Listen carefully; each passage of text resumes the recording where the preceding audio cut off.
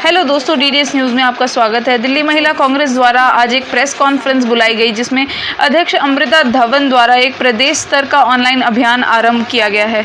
यह है मेरी इच्छाएं, यानी #WhatWomenWant। इस अभियान के तहत दिल्ली की महिलाओं से उनके विचार एवं सुझाव मांगे गए हैं कि उनकी सपनों की दिल्ली कैसी होनी चाहिए। नृत्य, संगीत, वाचन, लेखन आदि के द्वारा उन्हें अपने विचार एवं सुझाव दिल्ली महिला कांग्रेस के साथ साझा करने हैं। प्रेस कॉन्फ्रेंस में मौजूद रही कांग्रेस की वरिष्ठ नेता डॉक्टर किरण वालिया ने कहा कि दिल्ली सरकार द्वारा निर्भया फंड के उपयोग से लेकर सीसीटीवी लगाने तक और बसों में मार्शल की नियुक्ति जैसे अपने चुनावी वादों को भी नहीं पूरा किया गया। यहां तक कि महिला हेल्पलाइन 181 को भी बंद कर दिया गया। ये उदासीनता दर्शाती है कि केजरीवाल सरकार महिलाओं की सुरक्षा के प्रति सजग नहीं है। लेकिन आज समय बदल गया है और समय बेहतर के लिए नहीं बल्कि बदतर के लिए बदला है। आज जो हमारी पीड़िताएं हैं, चाहे वो बलात्कार की पीड़िताएं हैं, चाहे वो शारीरिक शोषण जिनके साथ होता है, आज सरकारें इंस्टीट्यूशनल किलिंग कर रही है रेप विक्टिम की। एक तो अपराधी ने उसको मार दिया, जो हाथरस में बेटी के साथ हुआ। मैं मानती हूं वो सिर्फ बलात्कारियों के शोषण की वजह से आज उस परिवार की, उस बेटी की स्थिति नहीं हुई, बल्कि सरकारी तंत्र, जिसे मैंने कहा कि इंस्टीट्यूशनल किलिंग, जो जीते जी तो बेटी को सम्मान नहीं दे पाई, लेकिन उसकी मरने के बाद भी उस बेटी को सम्मानजनक विदाई भी नहीं दे पाई। और दुख की बात यह है कि पूरी व्यवस्था यूपी सरकार की उस बेटी के चरित्र हनन में लग गई, उसके परिवार की आवाज को दबाने में लग गई। जब हम लोग सभी उस बेटी के परिवारजनों से मिलने के लिए आगे बढ़ रहे थे, तो बहुत सारी हमारी महिला साथियों के साथ एक घिनौने तरीके से पुलिस ने बदसलूकी की।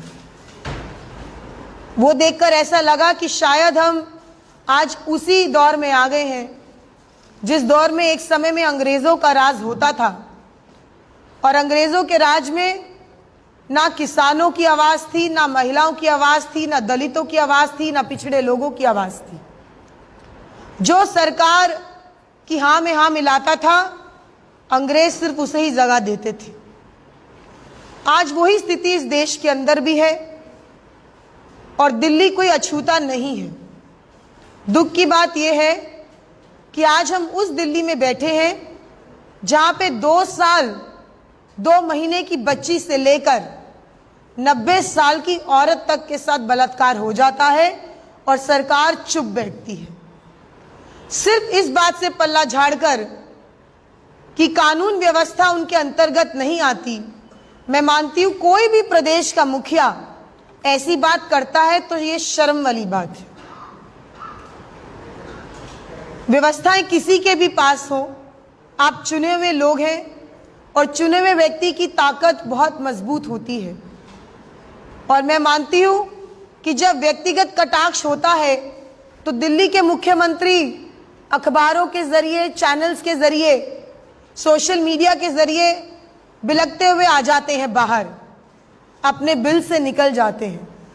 लेकिन यही जब दर्द, यही कटाक्ष, यही निंदा, यही घिनौना और जघन्य अपराध बेटियों के साथ होता है दिल्ली की, तो हमारे मुख्यमंत्री की आंख तक नहीं खुलती है।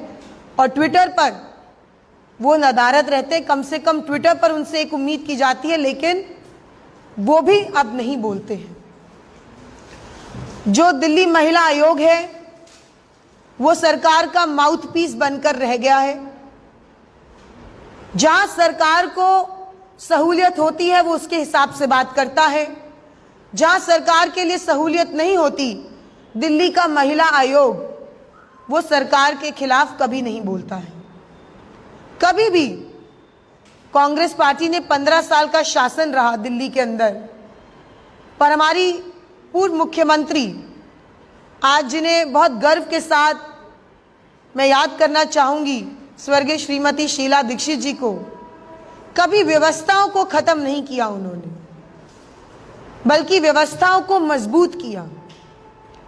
महिला आयोग तक भी चाहती थी, मेरे साथ किरण वालिया जी बैठी हैं, वो बताएंगी कि महिला संगठन हो, महिला आयोग हो या कोई भी अन्य व्यवस्था हो, वो मुख्यमंत्री के पास जाकर उस समय कह सकती थी, मुख्यमंत्री उनको कह सकते थे।